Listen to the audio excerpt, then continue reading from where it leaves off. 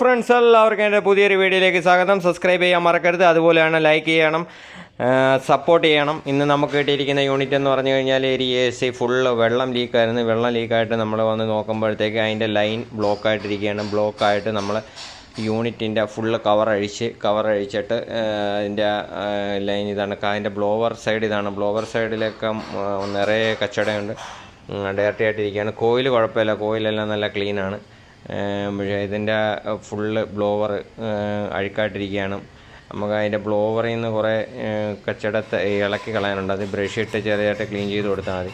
Brush ഇട്ട് ചെറുതായിട്ട് clean ചെയ്യുമ്പോൾ തന്നെ അതിൻ്റെ കച്ചട എല്ലാം ഒരുവിധമുള്ള റൂമിലെ പൊടിയെല്ലാം കൂടെ വലിച്ചെടുക്കുന്നതാണിത്. 24 hours ഓടുന്ന യൂണിറ്റാണ്, അതുകൊണ്ടാണ് ഈ പ്രശ്നങ്ങൾ വരുന്നത്. പിന്നെ ഇതിൻ്റെ ട്രേയുടെ അവസ്ഥ കാണിച്ചു തരാം. ബ്ലോവറിന് ചെറുതായിട്ട് നിനക്ക് നമ്മൾ ബ്രഷ് ഇട്ട് ഇങ്ങനെ ക്ലീൻ ചെയ്യുമ്പോൾ തന്നെ അതിൻ്റെ ഡേർട്ടി എല്ലാം പോവും. ഇനി അതിൻ്റെ ട്രേ കാണിച്ചാൽ ട്രേ നിറയെ ബ്ലോക്കായത് ഈ ബ്ലോവറിൻ്റെ പൊടിയെല്ലാം കൂടെ കയറിയിട്ട് അതിനകത്ത് ഇടിച്ച് അത് മൊത്തത്തിൽ കോയിലിൽ നിന്ന് നേരെ ഇതിനകത്ത് ഇറങ്ങി ഇത് മൊത്തത്തിൽ ബ്ലോക്കായ ലൈൻ ബ്ലോക്കായി. അങ്ങനെയാണ് പ്രശ്നം ഉണ്ടായത്.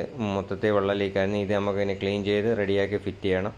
ഇനി പുതിയൊരു വർക്കുമായി അടുത്ത വീഡിയോയിൽ കാണാം.